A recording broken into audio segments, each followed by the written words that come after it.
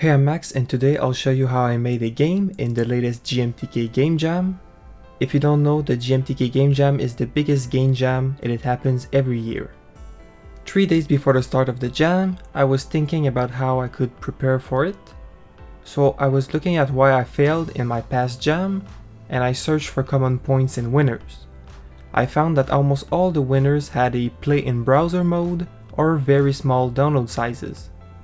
But as someone pointed out in my comments in my last jam, I had a huge download size.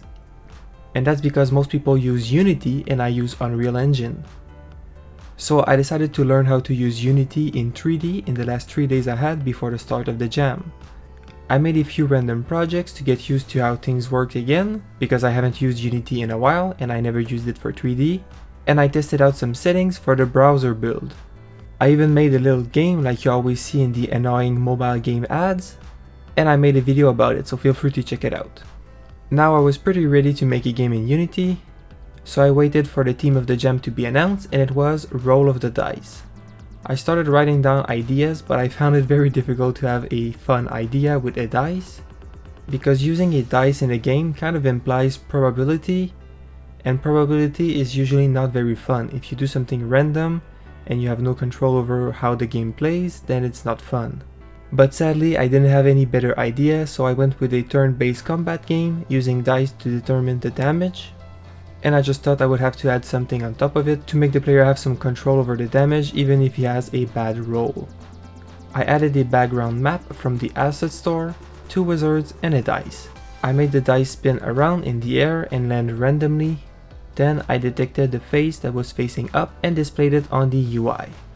Next I worked on the main menu. I made it so when you win fights you gain XP and it makes you level up, and then you go against higher level enemies. But since the damage is completely random, it was very boring to play. You just had to click and hope to get a good roll. So that's exactly what I feared. I wanted to add a skill mechanic, so my idea was to make the dice spin in the air and ask the player to stop it on a number. If you get it right, it doubles your damage. This way, even with a bad roll, if you have good timing, you can win.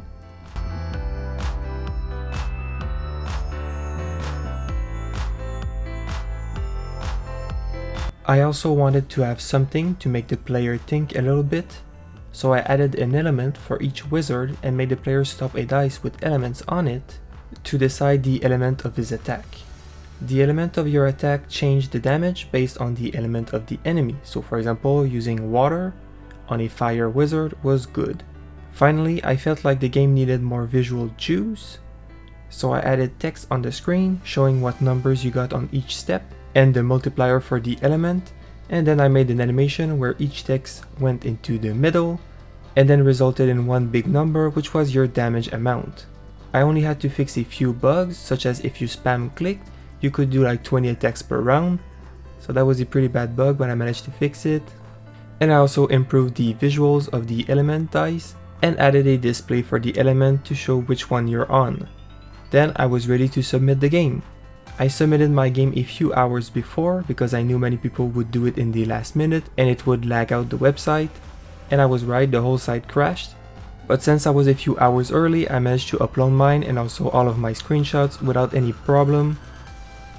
Then it was only a matter of waiting and hoping to get good ratings. I got a couple good comments, so I was happy, and I got in total I think 28 ratings, so I don't know how good they are, but at least I got 28. So that's a pretty good sign. I wanted to make a video right away telling my subs to go vote on my game, but I felt like that would have been cheating.